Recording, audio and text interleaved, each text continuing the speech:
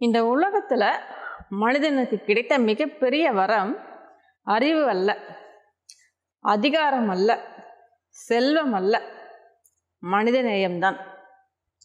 எல்லாம் இருந்தும் மனிதநேயம் இல்லை அப்படின்னா மனிதனுடைய வாழ்க்கை முழுமை பெற முடியாது.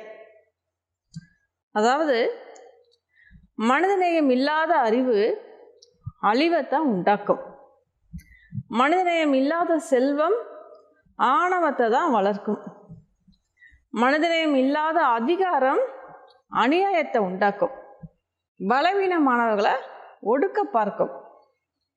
ஆனால் மனித நேயத்தோடு உள்ள அறிவு சமுதாயத்திற்கே பலன் தரும். மனித நேயத்தோடு உள்ள செல்வம் பலருக்கு நன்மை தரும். மனித நேயத்தோடு உள்ள அதிகாரம் நீதியை நிலைநாட்டும்.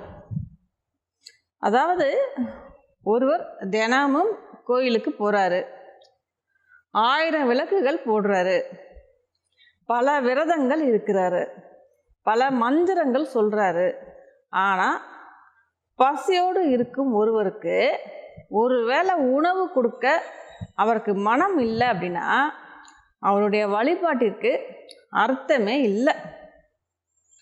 எந்த கடவுளுமே உங்ககிட்ட எதிர்பார்ப்பது உங்களுடைய காணிக்கை அல்ல, உங்களுடைய கருணையை, உங்களுடைய பூஜையை அல்ல, உங்களுடைய இரக்க குணத்தை, உங்களுடைய மலர்களை அல்ல, உங்களுடைய அன்பு மலர்ந்த உள்ளத்தை.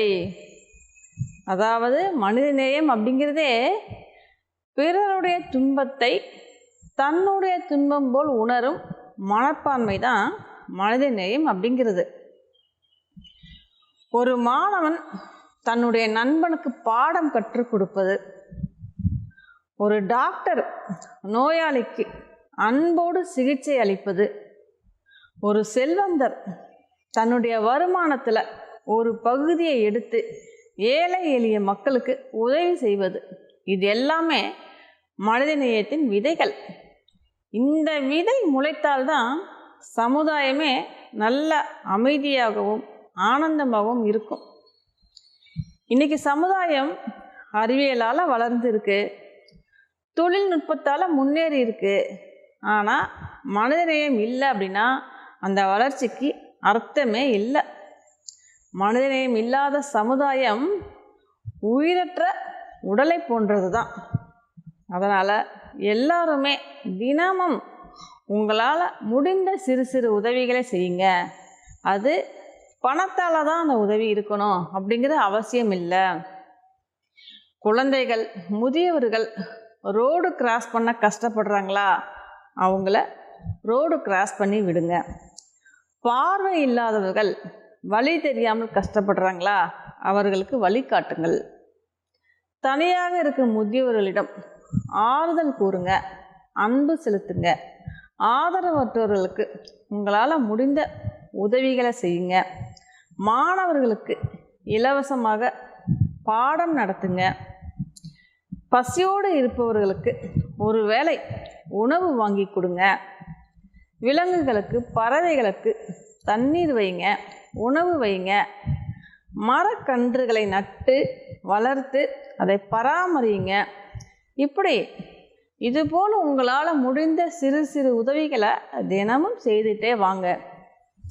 அன்பு, கருணை, உதவி, இது மூன்றும் தான் நீங்கள் செய்யும் மிக உயர்ந்த வழிபாடு. எல்லா உயிர்களையும் நீங்கள் நேசிப்பது தான் மிகப்பெரிய பக்தி. மனிதநேயம் மலரட்டும், ஒவ்வொருவரின் உள்ளத்திலும் அன்பு பெருகட்டும்.